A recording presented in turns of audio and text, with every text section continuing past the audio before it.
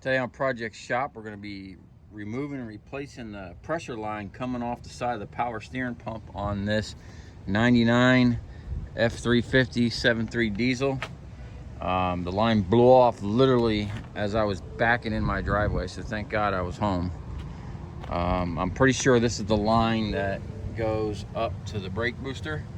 So we're going to remove the intake and the turbo tube and see about getting it out of there. Okay, so we're going to start off by removing the air box and tube here with a 5/16 nut driver, and then we're going to take off this bolt right here and this one here, these clamps for the turbo tube.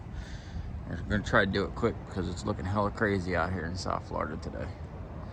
Hopefully we'll get it done before it rains. So let me set this up.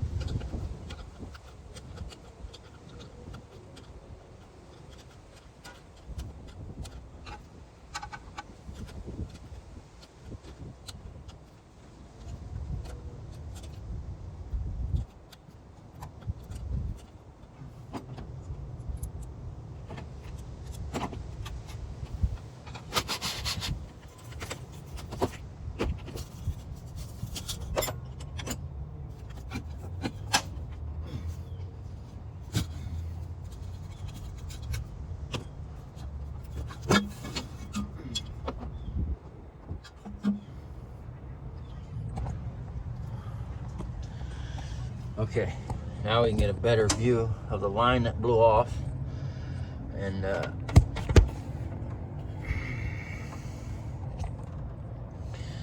it looks like it's that one right there coming down. So it looks like it's going to be an easy fix. Just got to go get the line. We're going to go ahead and pull it out of there now. For the life of me, I don't know why they decide to put half the things in metric and half the things in standard. So the box, the air box was 5/16 or a flathead, you know, those clamps. These clamps are 11 millimeter, and then these things are 11/16 and 13/16. There's no rhyme or reason to why they go back and forth. It's ridiculous. So anyway, you got to put the 2 wrenches on there and break the line like that. That wrench barely fits. And now it's raining. Shit. While we're waiting for the rain to lighten up a little bit, I'm gonna go ahead and clean off this turbo tube. It's just nasty. A little bit of Formula 88 and some elbow grease, and this thing came out looking like new. I'm assuming that's from factory, because I think mine had it too, and also mine had that issue too, I remember. So I guess they all do that.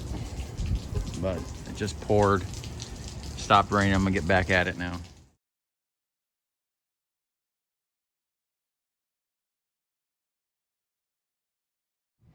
All right, that came out relatively easy, and that's the part that shot out. I still have to take out the piece right there that's left in. So we're gonna have to pull that out. Okay, there it is. I don't know exactly what happened, but I'm assuming the seals just disintegrated after so long. It's probably all original stuff. So I called O'Reilly's Auto Part, which is closest to me. It's a $30 hose. They got it in stock, so I'm gonna run over there and get it and slap this thing back together. All right, so I got the part. I went over to O'Reilly's, and the part was $32.99, and then I bought some fluid and some other stuff as well, and a sensor for my Mercedes. So all in all, it's not a bad job. It's pretty easy getting to, and the parts were cheap. So we're gonna go ahead and put all this back together, and hopefully that was the only issue.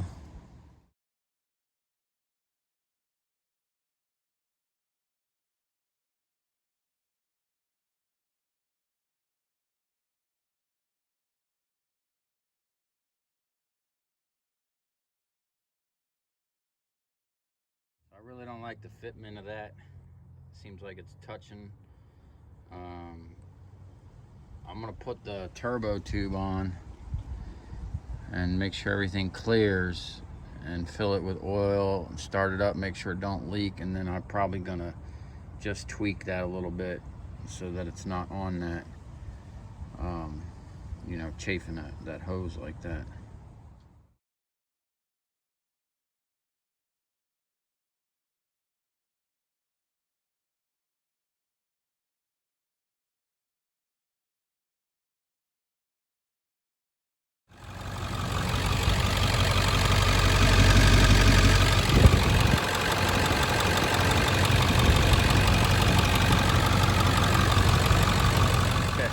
Doesn't seem to be any leaks, and man, now I clean that turbo tube, I feel like I need to clean the rest of the engine bay.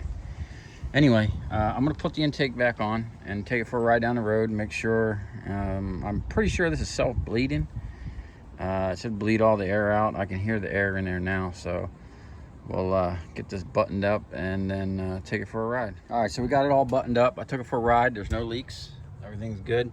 I actually went down in there and bent the thing off of the frame a little bit. It was pretty easy.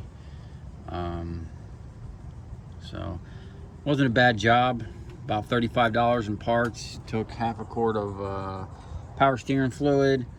It was very easy to get to once the intake and the turbo tube was out. Just 2 wrenches there and a wrench down there. Popped it out, went right back in, no problem. Hopefully we're good to go for a while. So that's going to be it for today. Thanks for watching, and please like, comment, and subscribe. Have a great day.